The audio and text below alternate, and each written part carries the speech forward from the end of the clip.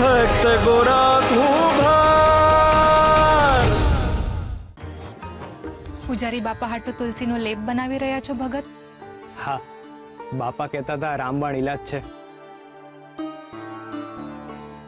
તુલસી, આ રક્તપિત્તના કારણે પૂજારી બાપાના શરીરની ચામડી ઉખડી ગઈ છે। એમને ખૂબ પીડા થાય છે। એમને અજવાળું અડે ને તો એ કણસે છે બચારા। મારાથી એમની આ પીડા જોવાતી નથી। આ લેપ લગાવીશ ને એટલે એમને રાહત થાય। તુલસી, લોકો કહેતા હોય છે કે રક્તપિત્તનો કોઈ ઈલાજ નથી, પણ તમને ખબર છે આજના દીમાં એમની તબિયતમાં ઘણો ખરો સુધારો છે। ખરેખર હરિની નજર પડી છે એમના ઉપર, અને જ્યાં જ્યાં હરિની નજર પડે ને ત્યાંથી તો દુઃખ દોડીને ભાગી જાય। ખરેખર હરિ ખૂબ દયાળુ છે હો।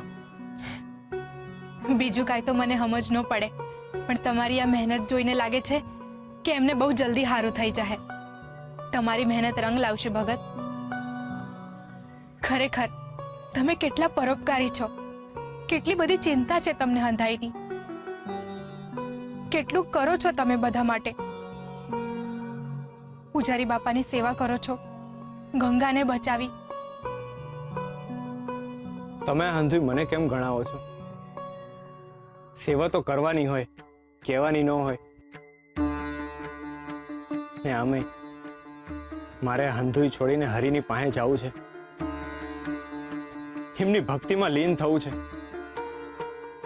હું હરિને પામવા સંસારનો ત્યાગ કરું, ત્યાં જ સંસારની વિટમણાઓ આવીને મને સંસારમાં પાછો ખેંચી જાય છે।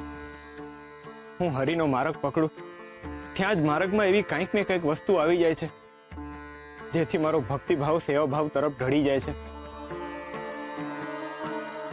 તુલસી, મને લાગે છે હું ભક્તિભાવને સમજી શકું એટલો પાકટ થયો જ નથી। તમારી વાત સાચી છે ભગત। આ પૂજારી બાપા અને ગંગાની જવાબદારી આપણા ઉપર અચાનક જ આવી ગઈ, પણ તમે આ કામ કરશો તો હરિ ખુશ થશે। તમારી આ સેવાથી તમારે હરિ પાસે નહીં જવું પડે, હરિ તમારી પાસે આવશે। તુલસી, શિવરાજે ગંગાની જે ખરાબ હાલત કરી હતી ને, એ ઘટના હું ક્યારેય નહીં ભૂલી શકું। એ ઘટના આજે પણ યાદ કરું છું ને તો મારા રૂવાડા ઊભા થઈ જાય છે। તુલસી, તમે મને એક વચન આપશો? તમે કઈ માંગો અને હું ના આપું એવું બને ભગત? ના કરે હરિ ને યુવરાજ ગંગાને શોધવા માટે આવે ને તો તમે એને સુરક્ષિત રાખશો ને? ભગત કેમ એ છોકરી માટે આટલી બધી ચિંતા કરે છે? એને જો ગંગાની ભાળ મળશે તો અહીંથી એને લઈ જાય ને પછી તો ના। તુલસી, ગંગા આપણા ઘર સિવાય બીજે ક્યાંય સુરક્ષિત નથી। એને આપણે આશરો આપીશું ને તો હરિ રાજી થાય। તમે એનું ધ્યાન રાખશો ને? ના ના તુલસી, તું કેમ આવો વિચાર કરે છે? ભગત તો સાવ ભોળા છે। એમના પર શંકા કરીને સમજણને શ્રાપ નથી આપવો મારે। તમે ચિંતા ના કરો ભગત, ગંગા તો મારી નાની બહેન જ છે। એને જ્યાં સુધી નવું ઘર નહીં મળે ત્યાં સુધી આપણું ઘર જ એના માટે ઘર બની રહેશે।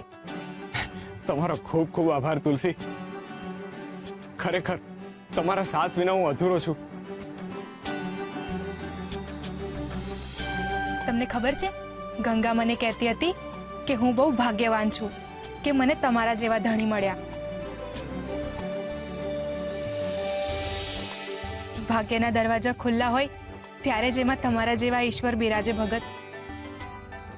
તમે તો મારા ભગત છો, મારા ધણી છો। એ મારા માટે ભાગ્યની નહીં, સૌભાગ્યની વાત છે।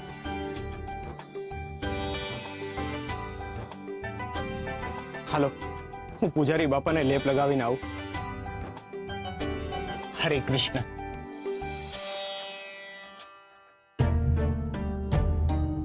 પારકાની માટે આટલી બધી ચિંતા ભગત।